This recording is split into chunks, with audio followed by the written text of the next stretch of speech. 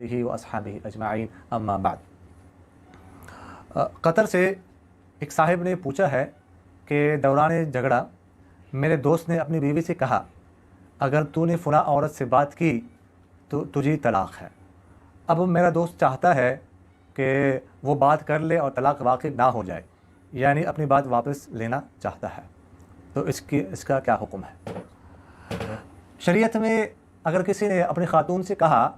کہ اگر تو نے فلاں شخص سے بات کی یا فلاں کام کیا، یا اگر تو گھر سے باہر نکلی، یا اگر تو گھر میں داخل ہو گئی تو تجھے طلاق ہے، تو شریعت میں اس کو تعلیق کہتے ہیں۔ اب اگر کسی نے ایسا کہہ دیا، کسی بات پر طلاق کو معلق کر دیا، تو کیا اب وہ اپنی بات سے رجوع کر سکتا ہے کہ نہیں، یا بالفاظ دیگر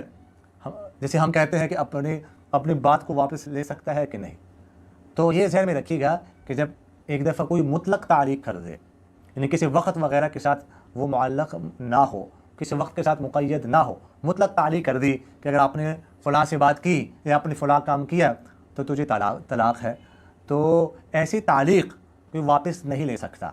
یعنی پھر شوہر ایسا نہیں کر سکتا کہ ایک دفعہ یہ بات کہہ دی، تعلیق کر دی، اور پھر اس کے بعد جو ہے وہ کہہ دے کہ میں اپنی بات واپس لینا چاہتا ہوں، اور بیوی سے کہہ دے اگر تو فلاں سے بات کرنا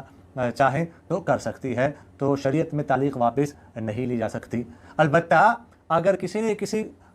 تعلیق کو کسی وقت وغیرہ پر مقید کر دیا، یا یہ ہے کہ اس کے ذہن میں یہ بات ہو، اس وقت جس وقت یہ جملہ استعمال کر رہا تھا اس کے ذہن میں یہ بات ہو کہ یہ جو میں تعلیق کر رہا ہوں، یہ جو طلاق کو معلق کر رہا ہوں، یہ اتنی دیر کے لیے ہے، تو پھر اس کے بارے میں بھی فقہاء نے لکھا ہے کہ پھر اتنی دیر کے بعد وہ تعلیق اس کی ختم ہو جائے گی، اور پھر وہ بیوی اس فلاں سے بات بھی کر سکتی ہے اور فلاں کام بھی کر سکتی ہے جس کام پر طلاق کو معلق کیا تھا۔ لیکن یہاں پر جو صورت پوچھی گئی ہے یہ مطلق تعلیق ہے، لہٰذا یہ تعلیق واپس